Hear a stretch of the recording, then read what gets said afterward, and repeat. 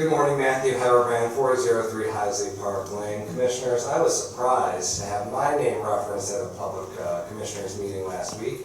Not my capacity as a public official, as a trustee of Lakeland Community College, or even in my public capacity as assistant county prosecutor in Ashtabula County, Ohio, but in my capacity as a Republican Central Committee member. And I admit that's a quasi-public function. I am elected by my fellow Republicans in my precinct in the city of Painesville. And one of the things that I go around when I'm earning their vote and their trust is talking about the need to hold our Republican elected officials accountable. Accounting them to our Republican principles and common decency, which at a bare minimum, I believe, should be following the law.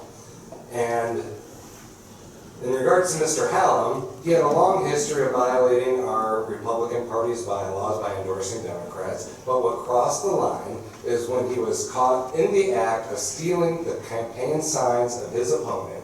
And not only that, in the clear sign of his consciousness of guilt, he recklessly drives over a median and drives away. That is the basis of that censure motion that was referenced last week. And I believe it is shameful that public officials are using people like Mr. Weiss to attack private individuals when the only person that I know of in this room that publicly is still under the cloud of investigation, unfortunately, is you, Commissioner Hammercheck. The greatest unsolved crime in Lake County history pertains to the actions that took place in the primary election in 2020.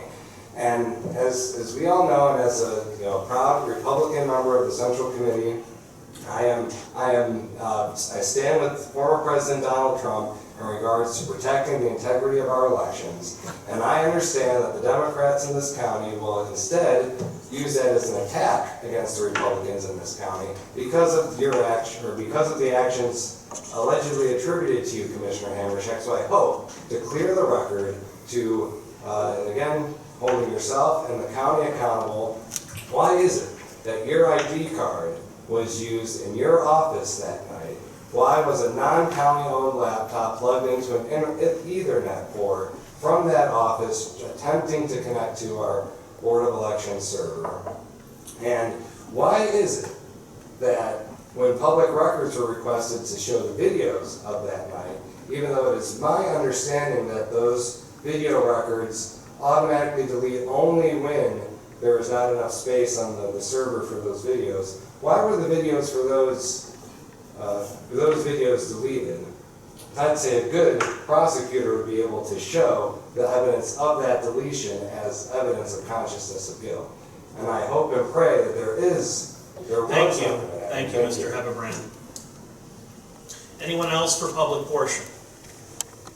I'm reminded of my dear father's teaching, rest his soul.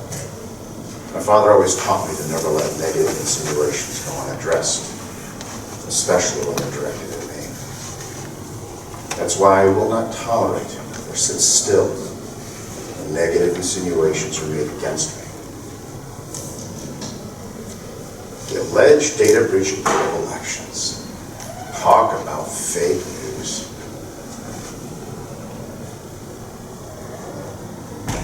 To call it disappointing to have a person who is in a position of trust, self-identified, a number of offices, to be making, to be trying to create a public controversy and resurrect foolishness. Nothing came of it because there was nothing to it.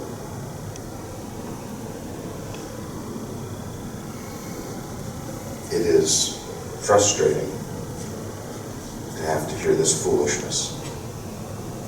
I'm concerned that there is no coincidence that on the very day that the single largest grant in the history of Lake County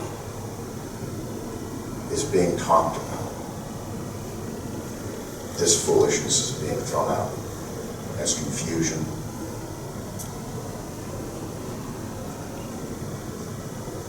As confusion. Unfortunately, the gentleman has left, but my intention was to say, sir, you can say whatever negative innuendo you want. but I will not sit here silent. I would hate to have my silence deemed as a tacit admission of acceptance. Thank you, Mr.